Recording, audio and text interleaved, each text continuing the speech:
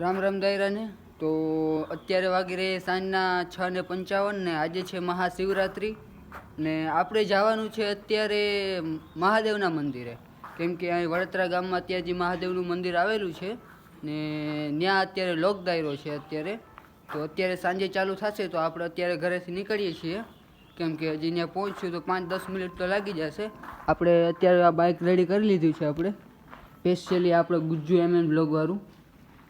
તો આપણી ગાડી તૈયાર છે અત્યારે અને આપણે અત્યારે નીકળી મહાદેવના મંદિરે. અને કોણ કોણ કલાકાર છે એ આપણે તમે વિડીયોમાં જોઈ લીજો.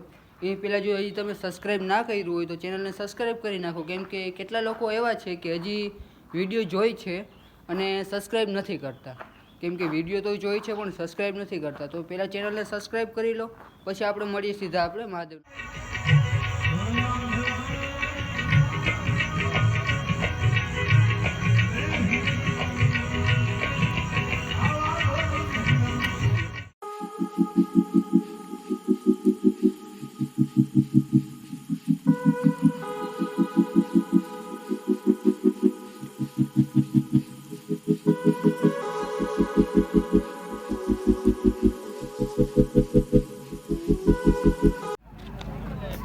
ભાઈ પણ કાયદેસર જ ઉતરતું હોય.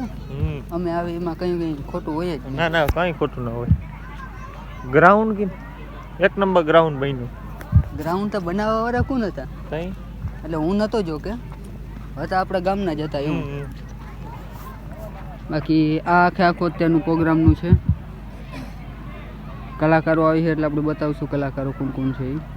જો કે મને નામ તો નથી ખબર. તને નામ ખબર છે? દેવરાજભાઈ ગઢવી. દેવરાજભાઈ ગઢવી તો તું આ વાંચી લીધું. બીજું કોણ છે? કિમભાઈ લગારિયા. કિમભાઈ લગારિયા. વચ્ચીભાઈ ચાવડા.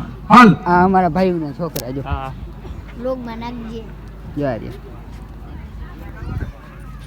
જોઈએ હાલ અંદર કોણ કોણ આવ્યું હોય આપણું. બરાબર. સ્ટેજ વગેરે બધું ગોઠવાઈ ગયું છે. અહીં સાઉન્ડ છે શ્યામ વડોદરા. આ સ્ટેજ છે. કલાકારોનું નામ પણ અહીં બધે બતાવી દીધા છે. આને ખાસ લઈ ગયા. આને ખાસ લઈ ગયા આ મિત્રને. તમે બધા વાહે વાહે આવ્યા આ બધા.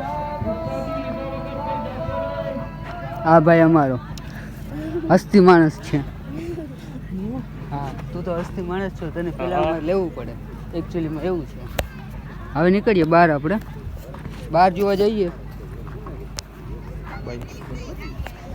બહાર પેલા જોઈ આવીએ હું છે કે દર્શન તાજી મારા થયા નથી.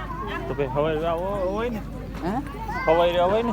હું તો સવારે જ નથી આવ્યો, મને હાઈનું જતો પણ અત્યારે ટ્રાફિક બહુ જાય. ટ્રાફિકના લીધે બધું પેન્ડિંગમાં રહી ગયું.